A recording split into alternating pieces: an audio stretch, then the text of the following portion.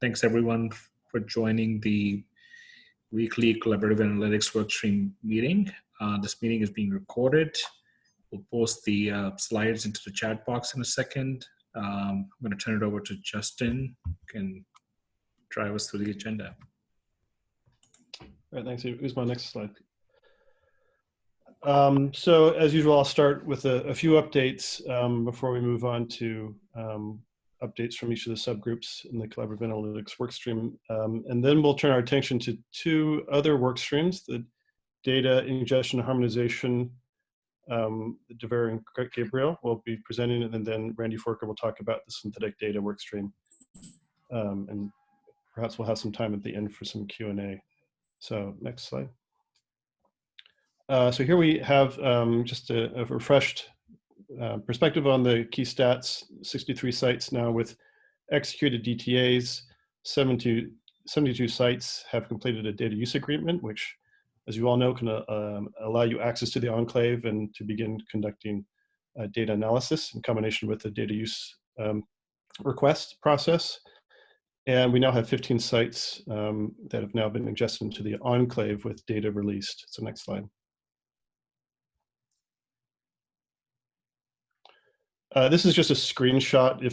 For those who do have access to the enclave now, you'll be presented with this dashboard showing that we have 672,000 patients, 75,000 COVID positives across 15 sites. And here's just some general summary statistics in terms of the number of rows and various domains. Next slide. I want to remind everyone, if you have questions, I know this is a very active time to kind of get everyone's ducks in a row to ensure that you have your data use agreement with your institution, to be submitting your data use requests, and actually begin looking and studying the data. So if we anticipate many questions out there, we've set up a very robust help mechanism through this help desk. The link is shown here. We have office hours. We have an FAQ, which we certainly encourage everyone to take a look at first there.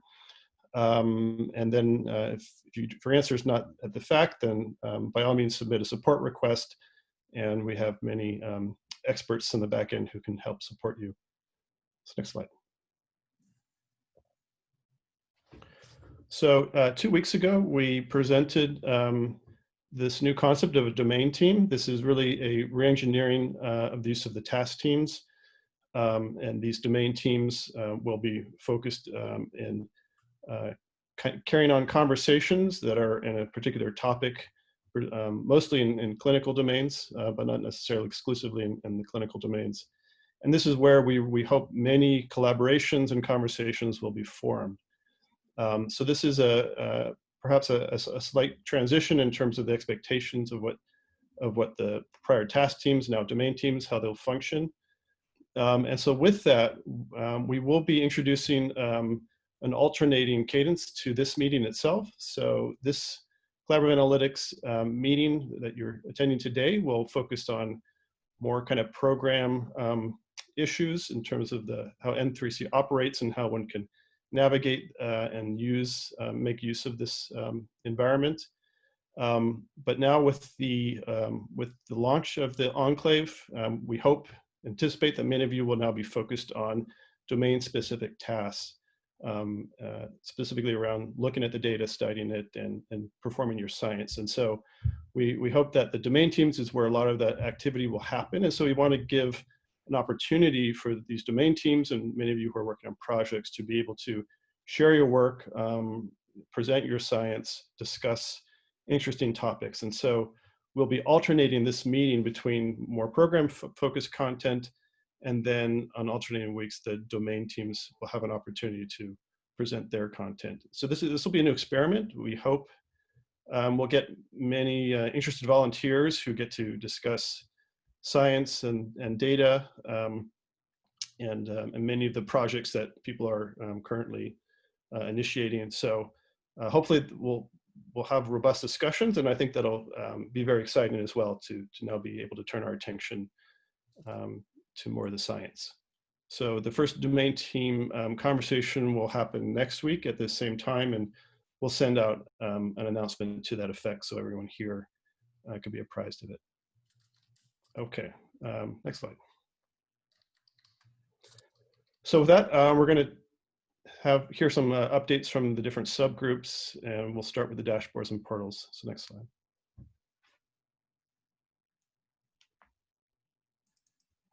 All right, so little update on where we're at with folks onboarding to the enclave and so forth. The 72 executed DUAs translates into 54 of them having registered users. So we've got an interesting lag here on user registrations versus institutions executing DUAs. Don't really have an explanation for that. That number really hasn't changed significantly in the last 3 weeks. So it just seems to be a pattern. Total user registrations, 318.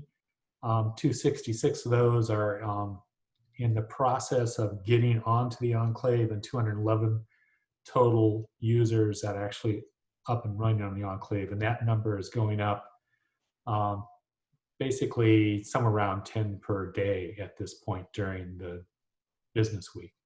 Next slide. All right, so we do actually have some data feeds coming off the platform at this point successfully. There's a list of approved enclave projects that is now present. That's the URL for it. It's not public per se in the sense that it's linked into the menu structure yet, but it is published as far as the content management system goes. This has been getting shared around in a bunch of the different calls. We're also getting summary data coming down from the enclave, total number of patients, number of diagnoses, things like that. We'll be rolling that up into some form of external dashboard, roughly equivalent to the enclave dashboard that's present once you're in Foundry itself. And then we're working with the tools and data group, and tomorrow we're going to be discussing with the governance call mechanisms to start getting requests for additional data sources to be uploaded, and how we go through the process of vetting those for relevance and safety, and how they can get connected into those respective DURs.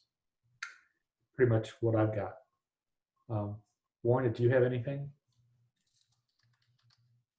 No, I think that's great. Thank you, Dave, for the update. I think we are, as Dave mentioned, we're still figuring out how to make all the projects properly accessible both inside and outside of the enclave, and again, the team's continuing to improve all that. So,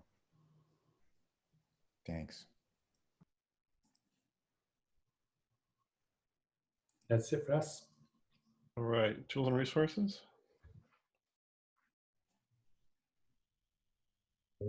Andrew, do you want to start first, or you want me to? You go right ahead, Shinlei. Thank you. Okay, great. Yeah, this is an update from the tools and the resources subgroup. And as our overall goal is still the facilitating the community tool resources integration with N3C dataset. We currently focus on two types of projects. One is pretty much as Dave just mentioned, we try to work with the portal team and the governance team to define the common workflow for including the new tools and the data and the resources, including the external data set. And then another set of the project we are working on is the specific use case in terms of adding the new tools data set into the N3C enclave environment and facilitate the use case out of the those integration between the tools and the N3C data set, and focus on the OMAP to HPO project, Odyssey tool set, and COVID-19 related genomic data set. And also we have been working while for the translated knowledge graph integration. So we can give some quick update on each of this. I can start with this process of recent work with the governance team and the photo team. We're working on defining the process of including the external data set into N3C data clave. So right now we have pretty much finalized the initial metadata schema, and you can see from this, partially see this from this table, and also that data schema has been formalized and can be rendered in a computable form in this CD2H data schema, a data discovery engine. So we can use this schema to auto-generate the data ingestion form for the next step of implementing this whole process.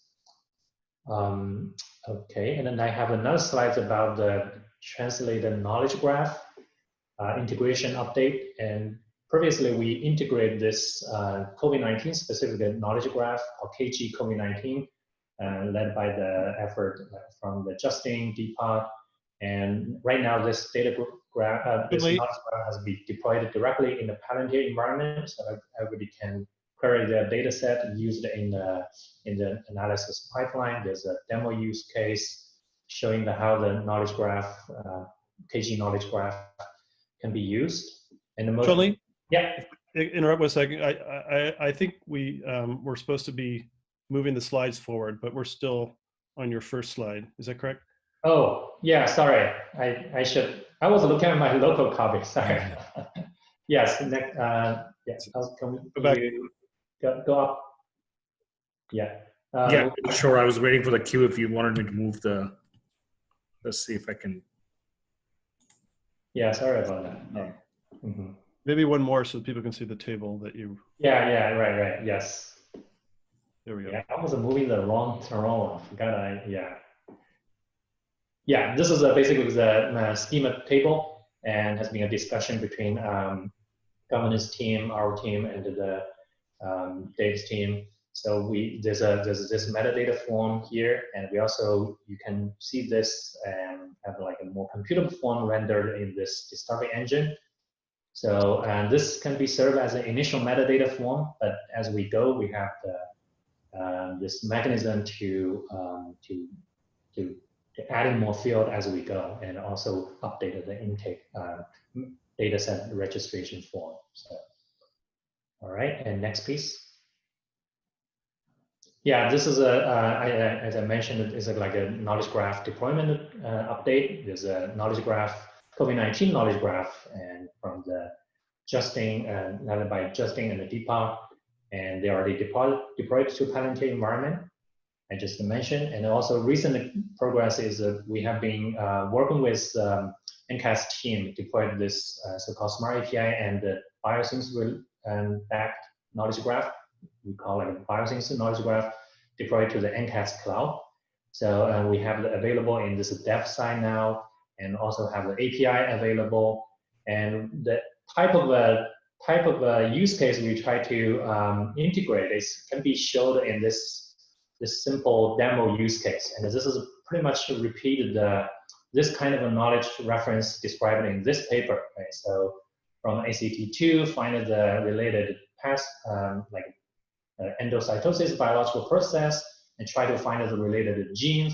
And from the related gene, try to find the evidence-supported drug candidates. And you can see that this demo use case basically shows how we can use a knowledge graph to enable this kind of knowledge graph queries. So, if you are interested, you can check out those IPython notebooks. We are continuing deploying the additional knowledge graph and also exploring the additional use cases. And, yeah, feel free to let me know if you have any other idea, and also knowledge sources.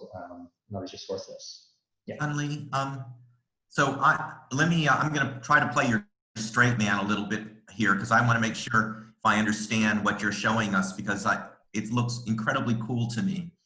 So by using the knowledge graph, instead of just saying it looks like people like this are getting better or worse, you actually are allowing me potentially to daisy chain back to the actual allele, and then from the allele, potential drug candidates that may affect that allele, or that somewhere along the, not necessarily the allele, but along the pathway. And so not only can I now start to potentially look for associations and treatments to do better, but I can go upstream to the preclinical science and potentially find pathways for interventions. Am I understanding what you're showing me? Yes, I think, yeah, exactly right. So, for example, I think a knowledge graph typically handles all those from the phenotype to drug to pathway to the genes, right? So, but all this entry, like for example, ACE2, and how this endocytosis is involved in the clinical data, that could be something come out of the analysis of the clinical cohort study, right? So that, I think it can be a chain between the clinical data and the translational knowledge graph. And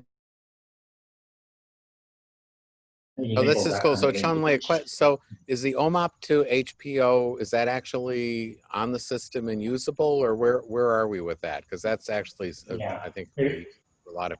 Yeah, maybe Andrew can give an update on that. Yeah, there's some excellent work that's been done, both in the HPO LOINC work that Peter Robinson and various other folks have done previously. And Tiffany Callahan has also done some outstanding work in annotating the clinical terms that are used to represent the data that we're getting on all the COVID patients, and annotating those with both the HPO and other OBO ontologies that are typically or often used in these knowledge graphs.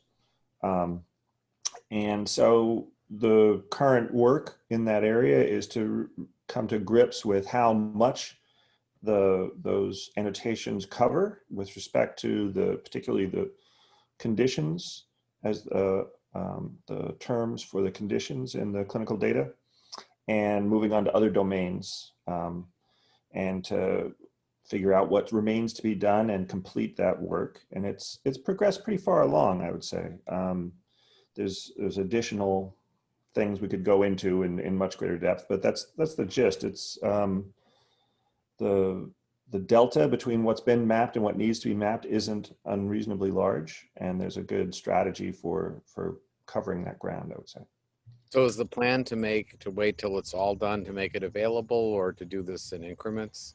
It's kind of proceeding in parallel. So we're defining use cases. Chun-Li's involved in all this work, as is Peter Robinson's really, being led by people with greater domain expertise than I am. I've sort of, as the person liaison with the OMOP CDM and other communities, I've got a sort of a leadership management role rather than a domain expertise role in a lot of it. But we're defining use cases that are going to leverage both the clinical data and the knowledge graphs, and just kind of go in baby steps as we're completing the annotation work. Great. Now, I just suggest actually one particular source of good use cases. I mean, the clinical, the domain teams are all good, I'm sure, but AKI in particular would be, I think, a good early adopter. Yeah, I think that's right. Yeah. Mm-hmm. Great. Yeah. You will certainly welcome any particular use case and ideas to this. No, I'd be happy to act as a liaison. I mean, I think it solves a lot of problems that I think need to be solved. So I think it'd be exciting to try to actually use it. Awesome. Yeah. Mm-hmm. We'll follow up on this. Thank you. Is there any other, Andrew, you want to add?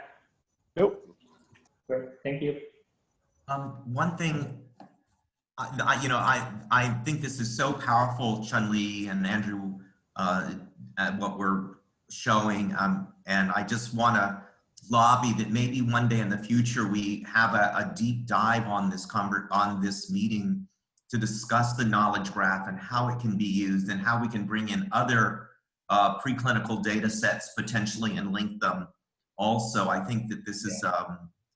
I just want to put a plug in that for a future discussion. I think it's an amazing, what Chun-Li is showing you in 2 slides is actually, it's just a whole world. And I think that we need to explain it. Ken, this is Melissa. I completely agree. And I think things are getting pretty robust enough now that I think we can try to run some workflows that leverage the knowledge graphs in one or more of the clinical domain teams, and then come up with some training materials as well, because I feel like a lot of the folks who are really accustomed to working with the clinical data have never seen anything like this. And a lot of the folks who are accustomed to working with this basic research knowledge graphs and preclinical data are really not used to leveraging the clinical data in the same context. This is a very unique opportunity to be able to bring these kinds of resources together in one place with LDS data at this scale. And so I think if there's anybody who's interested in, kind of coming up with some pilot experiments, maybe we can have a brainstorm in the group that works on the knowledge graphs and the tools. I think it's a great idea. I'd Mhm. love to. And I think, yeah, I think that's great. Melissa, do you think that we could even do something where we've done a little bit more of, so I know we were working with you with Fanconi's anemia or something like that to show people kind of a use case that's a little bit more mature or something. I don't know. I'm just thinking give people Yeah, Ken, along those lines, Melissa should certainly answer, but I think in some of the initial meetings for this, before we got down to some of the brass tacks of what the mapping that needed to be done in order to get sort of proper integration, we did try and motivate it through particular use cases, thinking that in particular some of the kidney precision medicine work is an area where there was a fair amount of traction already, and that some use cases around that would be. So I think Joel's initial instincts about the AKI being a good case would build naturally on that. But Melissa, please add what your thoughts are. Yeah, I think that's a great choice as well. And maybe what we could do is invite some of the folks, Peter, Chun-Li, Justin, Tiffany, to the AKI call and have kind of a specific focus on developing the use case there. Great. Yeah, and maybe also invite Sean, I'm saying it out loud so we get some notes down here, to help kind of think about what would a tutorial look like so that other domain teams can leverage that work in their own way. Yeah, that sounds great. Mm-hmm. Thanks. Thanks. Hong Kong, is this your slide? Yes, that's my slide. I was thinking, the knowledge graph side probably can also adopt in like an office hour, getting to the domain team to use the questionnaire and see what they can think of. So from the update on the LP side, our major activity is trying to creating a synthetic derivative, including multi-sites clinical documents information. The purpose of that is just to obtain representative documents for synthetic derivative. We don't want sites to give us all their clinical notes, but just a sample connection, like 5 patients, 10 patients, 20 documents, those kind of scale sets. So the DUA for the IRB for N3C does not cover that, but we do have a smart IRB on the OHLP side, where we have an IRB protocol, smart IRB protocol, and we also have the approval memo with mail IRB as a record. So for sites who are willing to participate in this effort of creating a multi-site synthetic derivative corpus, if some sites don't really need IRB, because the end goal we want to get from each site is a de-identified sets of clinical notes for their COVID patients, just a small sample of connection. If they don't need IRB, then we can direct go to something we call data transfer agreement. So we do drafting a data transfer agreement to share with the sites. We can go to the process of site de-identification, data transferring, and the OHLP side will help generate the synthetic derivative.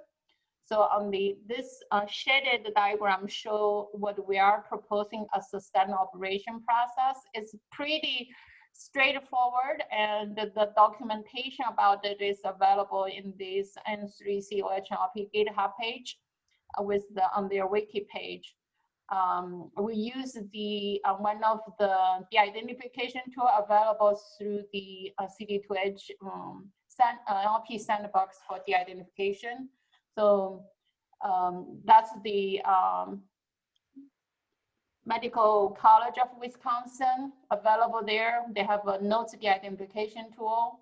And after do that de-identification, you obtain a de-identification set of documents that, since we are not required you send a huge chunk of documents, so this probably will be just a small subset you can follow with manual review.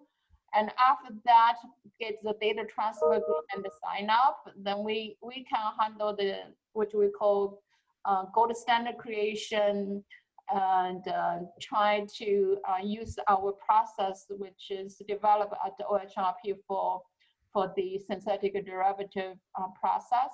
We have adopted this for some of the N3C to NLP challenge for family history using this procedure. So we're pretty familiar how to do this part of work, but we do want sites to participate because the majority of the challenge we face in the NLP algorithm is not really the clinical concepts or the actual sentence. It's more about the structure of your notes. We don't, you know, if you never show your structure of your notes, we don't know how the notes to be pre-processed to do the NLP concept extraction. So the purpose is mainly just to show how your structure of your notes look like. And the concepts, clinical concepts embedded in the clinical documents, they generally pretty similar to each other, but just the structure of the documents, which is quite helpful for us to get the system running with, you know, which can be achieve good performance on your specific sites. So given that, we're looking for people to, sites to join. We currently have about 5-6 sites willing to join this, and we're waiting call for more sites. If we can get 10 sites, we're getting the whole process. So we're pretty satisfied with that. If we get at least 3-4 more sites to participate in this. The second activity majorly is we're going to have a questionnaire for domain team, and it's great that we're going to change the structure of this meeting. So because when the domain task team come here to get deep dive, we probably can also provide some suggestion, recommendation, what are the clinical concepts in text, maybe be able to use to help their address their clinical research problems. All the documentation are available in there, in this link, so people can go there. So we do also have the cloud instances simultaneously updating, maintaining, as well as the backbone infrastructure available for people to adopt.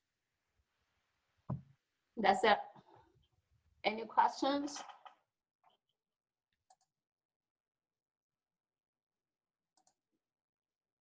I have a question for you, Hongfang. Sure. So one question is that, like, this is beautiful work, and I couldn't be more excited about the idea that we can get more nuanced information coming in.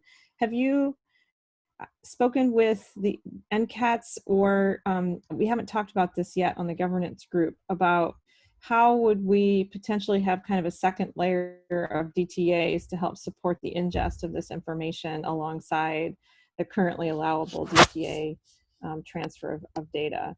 It sounded like you were developing a kind of secondary DTA. I just want to make sure that we're coordinating that with the overarching strategy for NIH to work with each individual site. So it's probably you've already talked about this. I just want to make sure everybody else understood what the plan was. So the DTA here is specifically just for a small subset of clinical documents, de-identified.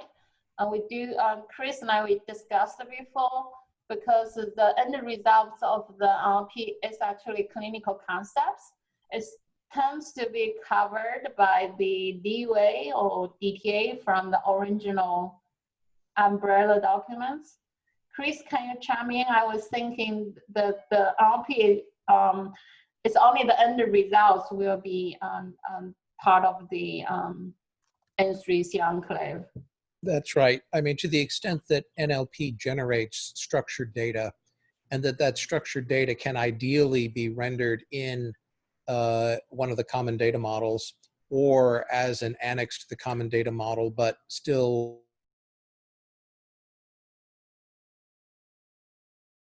specificity.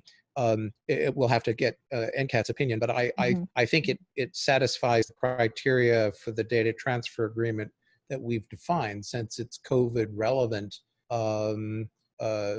text structured fields analogous to other structured fields that we're already sending. Did I misstate that, Hong Kong, or is that your understanding? That's my understanding too, because the NLP results will be target the clinical concepts, which is also have a ICD technical nomenclature codes associated with it. Okay, so I guess I would just suggest that sounds wonderful. That we make sure that this goes through the governance group when you guys are ready. If it sounds like it's our current DTA will cover the structure after you guys get done with the evaluation aspects. But we want to make sure everybody's aware, and that gets added to the FAQs and stuff like that. So that would be terrific if we don't have to add anything to it. Yeah, we believe so.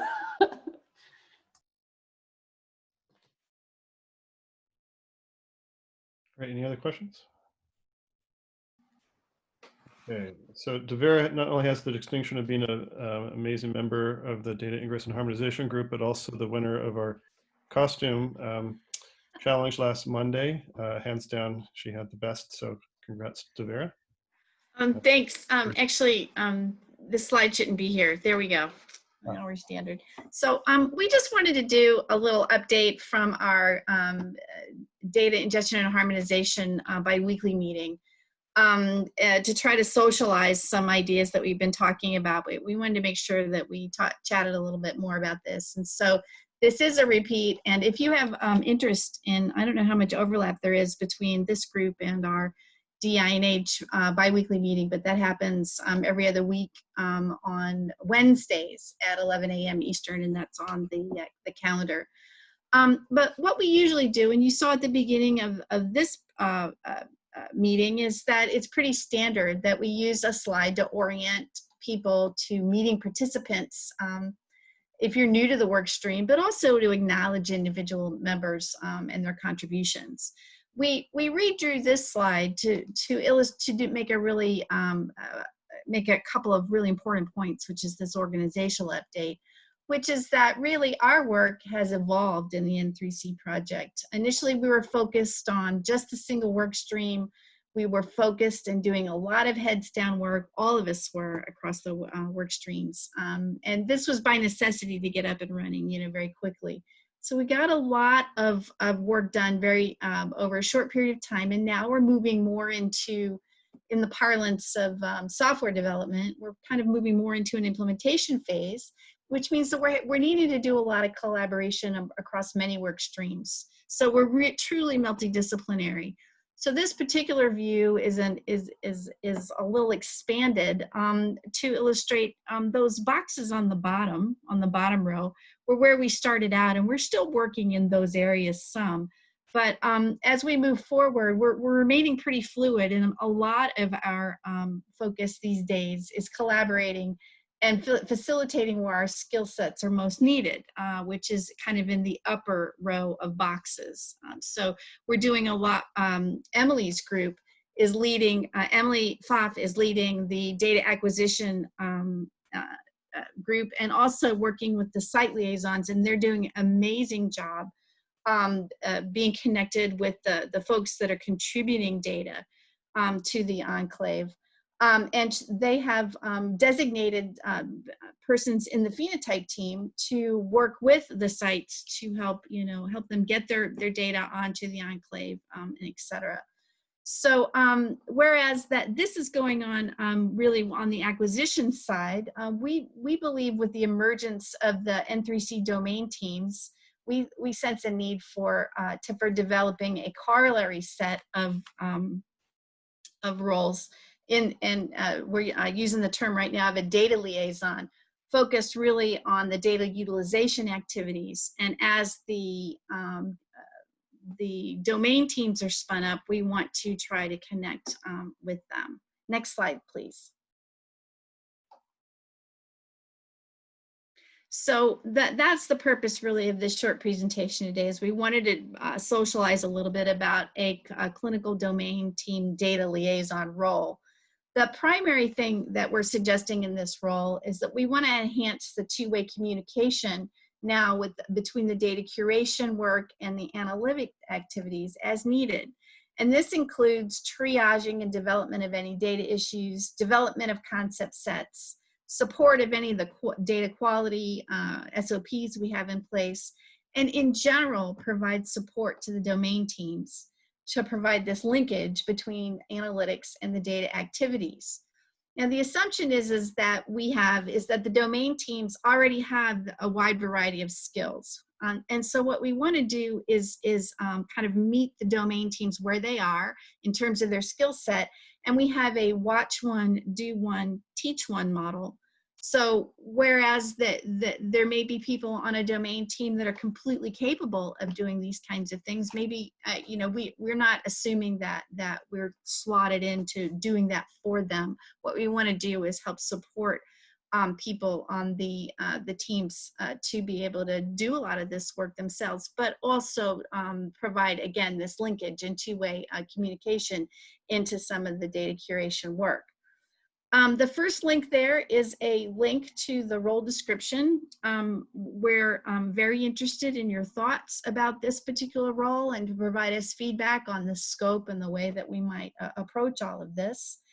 And then that second link, just last week, just before I gave this little presentation the first time, John Wilbanks had created a draft description of the collaborative analytics records. And it's possible that the data liaisons may have some impact or have a role there. So I provided that link as well. That pretty much wraps up what I had to chat with you folks about today. We are looking for the domain teams to finish up when they're going to start having their regular meetings, and we're going to use folks that are on our data ingestion group. We're going to make sure you have a buddy. That's Emily Foff's term for her folks that are working with the site side, but we're going to make sure there's some sort of assignment there, and that will be based sometimes largely on when those meetings are, when we're available to do that. So that's pretty much it. And I'm happy to answer any questions anybody might have.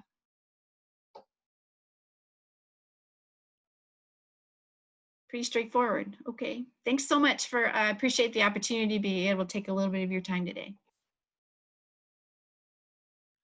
So Deverick, just so we're clear on next steps, you'll be reaching out to each of the domain teams, or are you expecting them to be in contact? No, we'll be reaching out. I'm sorry. So the next steps are, we're going to take a look at once the domain teams have selected when they're going to have their regular meetings, we're going to take a look, because there's far more domain teams than there are people in our group, and we're going to figure out how we can provide that coverage, and we can be in touch. I will say that just last week, I attended the critical care meeting for the very first time last Friday, and I was surprised, amazed, a little afraid of the enthusiasm that they had for information about the data, about what we're doing. And so I'll be honest with you, I was a little unprepared, although I did chat a bit, was happy to share with them. But I think that my experience, at least with that one domain team, is there was a lot of pent-up interest that in this particular topic. So I'm excited to see how this is all going to roll out. But we'll be in touch, and we'll tell you who your data liaison is to start with. That's fantastic. No, there's huge enthusiasm. Absolutely. Thank you. Okay, thanks, Deverick. Okay, so next we'll be moving to Randy Forker, who will be talking about the synthetic data workstream. Yes, thank you, Justin. And I must say I'm intimidated to follow up Devera after her hat competition domination last week. So congratulations on that. So next slide, please.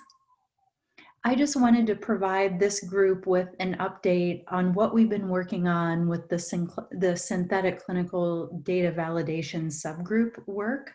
And one piece of progress that I wanted to share with this group is that we have our DUA approved and we have our DUR submitted for this work.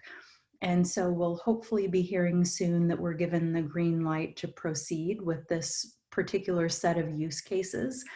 And in the meantime, what we've been doing is conducting analyses on the real data that we have access to. So Adam Wilcox at the University of Washington and myself at Washington University in St. Louis.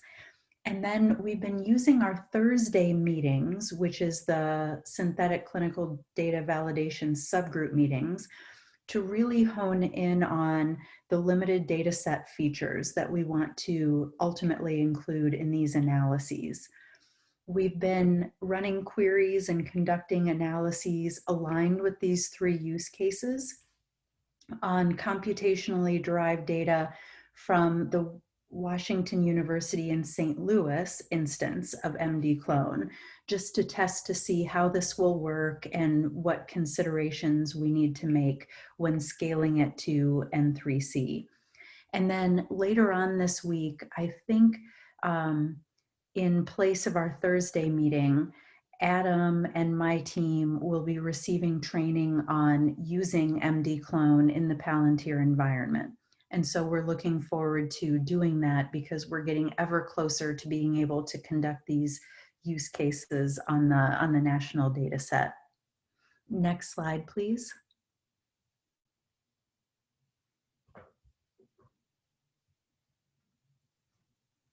So our validation process, I just wanted to remind all of you about this, is that we seek to conduct the same analysis across 3 different data sets.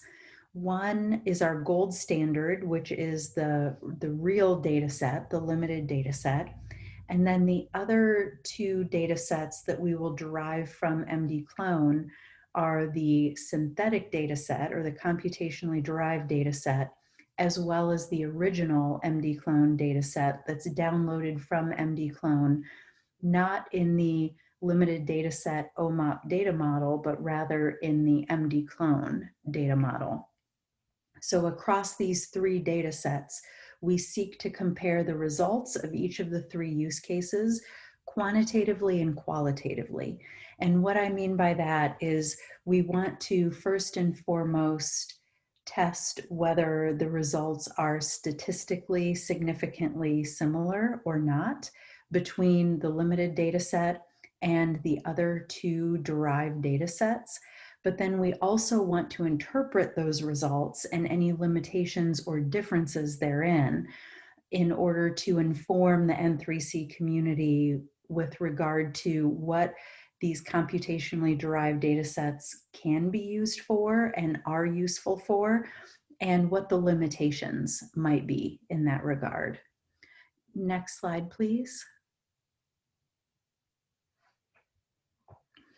So just to remind you of the 3 use cases, the first is simply to define the study population. So as we dig into the variables that we're going to use for demographics and outcomes and comorbidities, we're aligning with the cohort paper and the phenotyping group to be able to quantify what's important to the broader N3C community and be able to compare the distributions of these variables across the limited data set, the computationally derived data, and the original data downloaded from MD-Clone. So you'll see some validation dimensions that we've listed below that we're going to conduct in the context of this first use case. And just as an example, I wanted to share with you some data that we downloaded from the WashU instance of MD-Clone. So if you could proceed to the next slide, please. This slide shows a comparison between our real data at WashU and the computationally derived data from MD-Clone. And the rows indicate each of the variables that were selected, each of the features that were selected to be output by MD-Clone. And I was the one who built this query, so I deliberately made some of these rows rare. And what I mean by that is if you look over to the right-hand side of your screen, you'll see insulin and antihypertensives at relatively low rates in this population. So 1% and less than 1% of the population. That's because I deliberately selected just a couple of doses of insulin and a couple of types of antihypertensives and doses to be output in the synthetic data derivative. And here I wanted to be able to demonstrate how synthetic data performs in the context of relatively rare data or small sample sizes. But you'll see when you compare just by eye the real data to the synthetic data columns here in this table that more or less the distributions hold. Next slide, please. The next use case is predicting illness severity. And in our WashU data, where we compared our original data to the computationally derived data, we chose hospitalization as our outcome because it wasn't as rare as the mortality outcome in our population.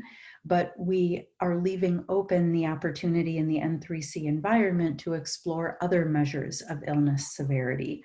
And you'll see here some of the validation dimensions that we've called out.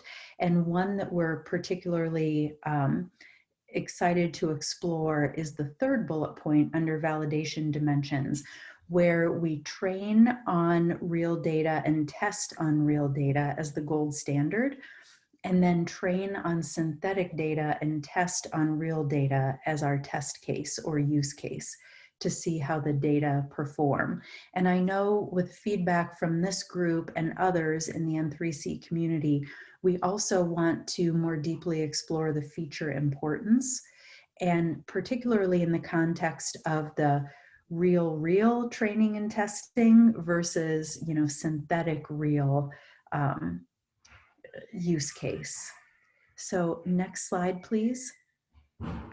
Here we show some preliminary results. On the left, the univariable logistic regression, and on the right, the multivariable logistic regression. And again, this is utilizing data from WashU's MD-Clone instance. So we're comparing the results of logistic regression from the real data to the synthetic data derivative. And here I'm able to highlight for you what happens in the context of relatively rare data or small sample sizes.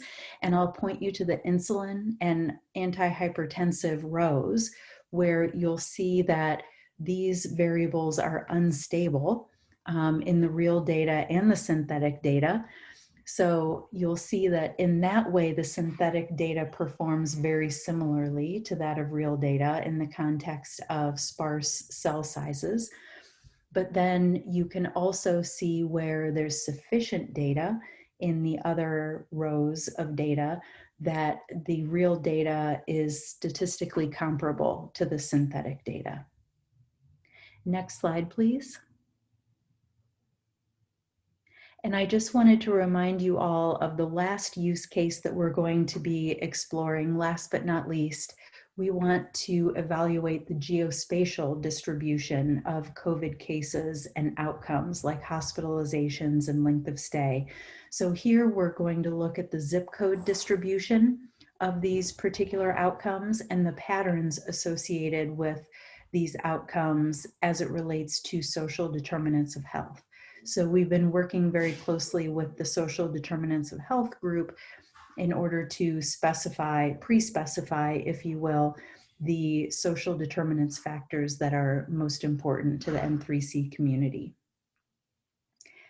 And next slide, please.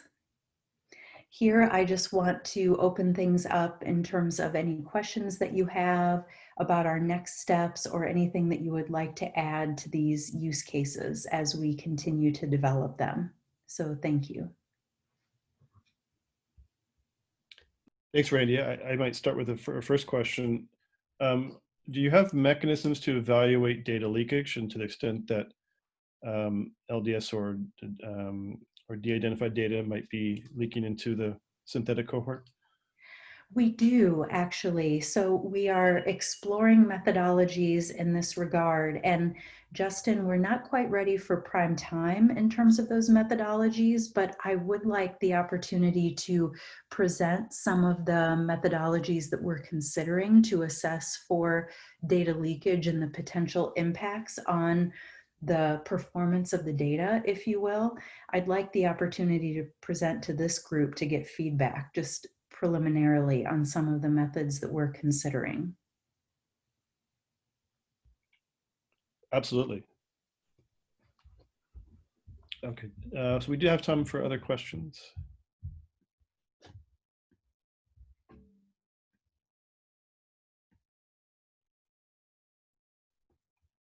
Okay, we don't seem to have any at the moment. So I can, how about we just open it up to general questions, Q&A regarding anything N3C, the enclave, how to access issues that people might be facing. I always refer to you first to the website shown here in the FAQ.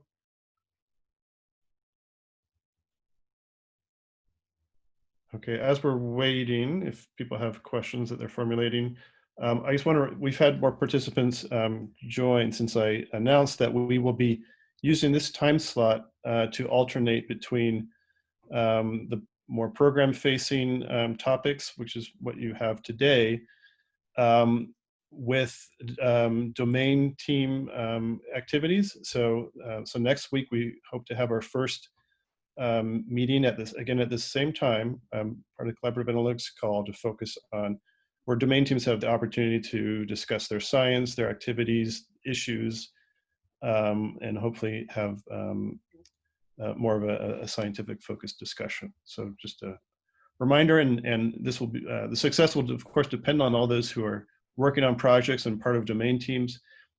So happy to take any recruits. Feel free to reach out to me, Joel, or any of our program managers. Otherwise, we'll be soliciting volunteers. Okay, looks like we might have. I think the notion here, just to elaborate a little bit on what Justin was talking about, is really a tremendous amount of energy and enthusiasm and effort, and now results from the domain team. So in discussing this, we really felt that it would make sense to have a sort of a broad group interact with the domain teams, just because there's so much going on. Absolutely. Carolyn, it looks like, this looks like a question for Randy regarding whether BMI is coded.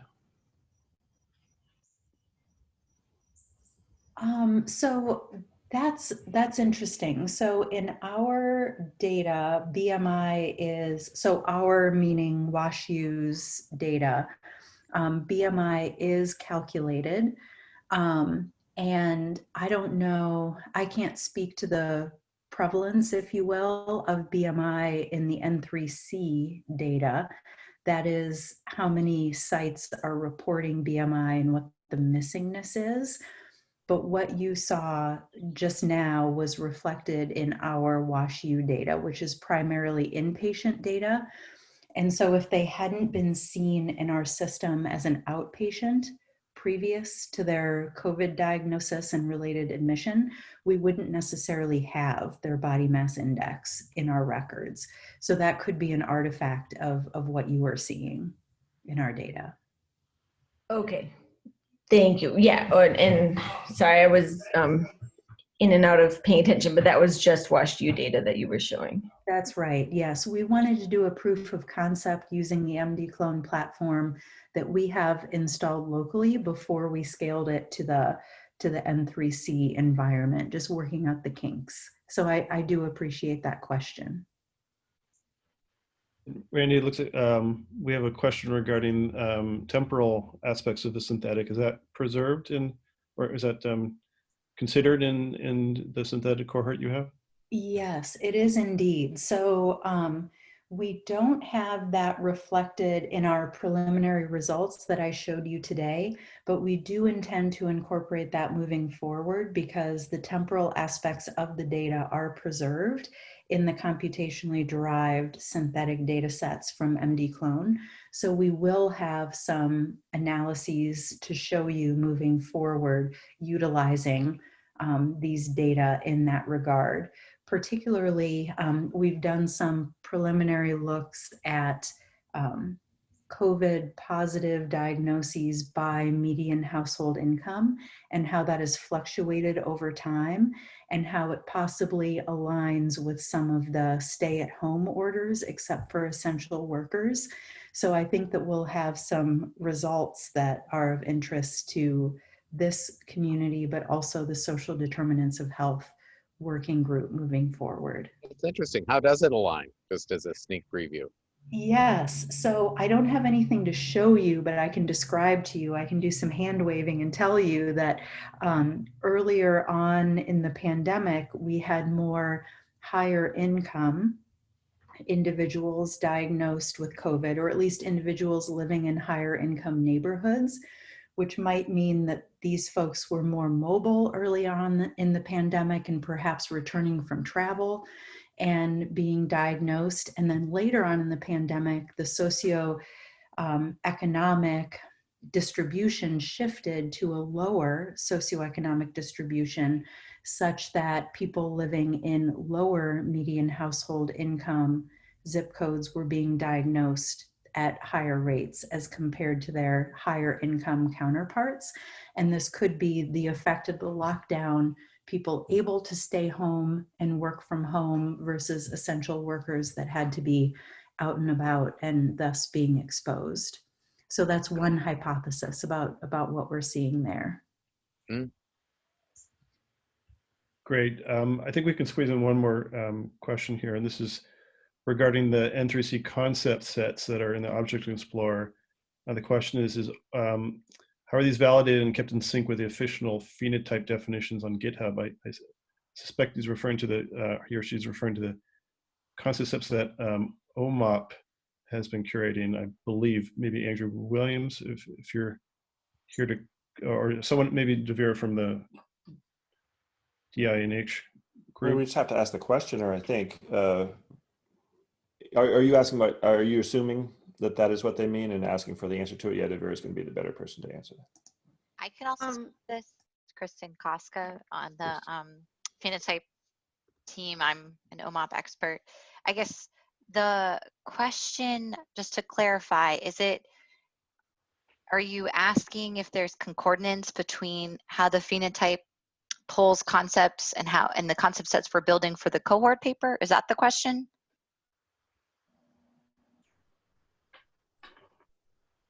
That's a yes. Then yes,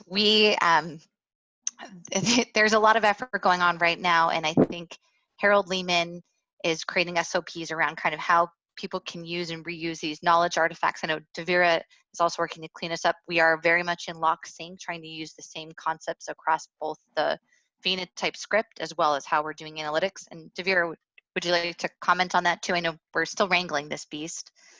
Well, I think the important thing is that, yes, I mean, so the cohort paper was the early work. And so this was our early indicator and gave us, you know, a target to work towards. Generally speaking, the concept sets that are being developed, we have an emerging SOP, set of SOPs about how those are going to be created and managed.